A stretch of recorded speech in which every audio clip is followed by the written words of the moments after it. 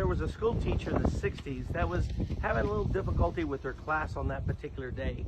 And she was under no mood to try to straighten them out and teach a lesson. So she came up with an idea. She said, students, I want you all to take out a piece of paper, and on that one sheet of paper, write down the names of all the students here. And then next to their names, write down one thing, at least one thing you like about them. So they thought that was a cool assignment. They all started writing the things. It took quite some time to do it. Later, she said, turn in those papers to me. Everyone turned in the papers. And that night, the teacher went home and started to take a sheet of paper per student. So one student had their name on it, and she wrote down all the nice things that people said about that student. The next morning, she came back and handed out the papers to all the kids. The kids had a blast. You heard one person say, I never knew she thought that way about me. Another says, I always thought he didn't like me. I didn't know that. And they got so excited about it to hear some encouraging things from these students. A few years later, one of the students died in the Vietnam War. And the parents publicized the announcement of the funeral, and the teacher and a lot of those students went to go pay respects.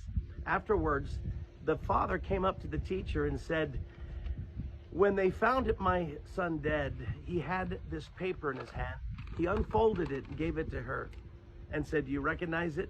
It's the thing that you wrote down, all the good things that students said about them. He kept it wherever he went. When he said that, some other students overheard that and said, you know, teacher, and they pulled it out. I kept mine too, because those words were very encouraging to me. When I felt like getting down on myself, I realized that there are other people who really valued me and liked me. You know, I think that's such a beautiful story, because we live in a society where everyone just wants to put each other down. We've lost the concept of being kind, nice, seeing the best in each other. And in 1 Corinthians chapter 13, the beautiful love chapter, one of the things about love is love sees the best in each other. And I believe we need to quit always looking at the worst in people and start seeing the best. And that's called blessing those that curse you. You know, didn't Jesus say, bless those that curse you? That means find something good and bless them.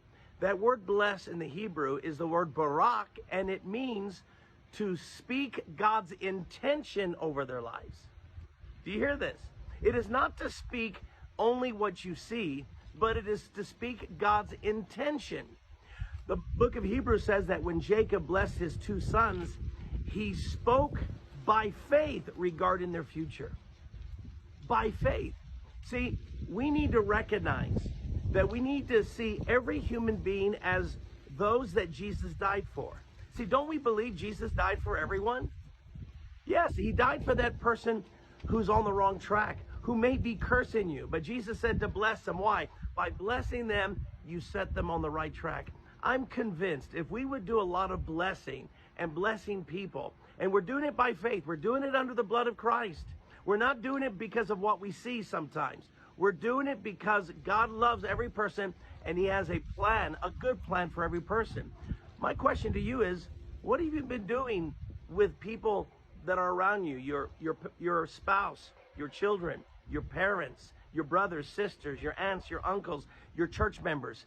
Are you cursing them because you don't see them living up to the standard that you know they should live up to? Granted, that's the case. But Jesus said, bless those that curse you. Obviously, the ones cursing you are on the wrong path. Otherwise, they wouldn't be cursing you. But what are we supposed to do is bless them, because our words have incredible power. That's what the word barak means, to speak God's intention, not what we see. The counterpoint to that word is the Greek word in the New Testament called eulogia, where we get the word eulogy from. Isn't it true that at a funeral, the minister, everyone else, only concentrates on all their good points? No one comes up and says that person was a drug addict, that person was no good, that person was evil. No, what do? They think of all the good points and they eulogize them. That's the Greek word for blessing. Is instead of waiting for them to die, why don't we start eulogizing people today and start speaking God's intention over their lives?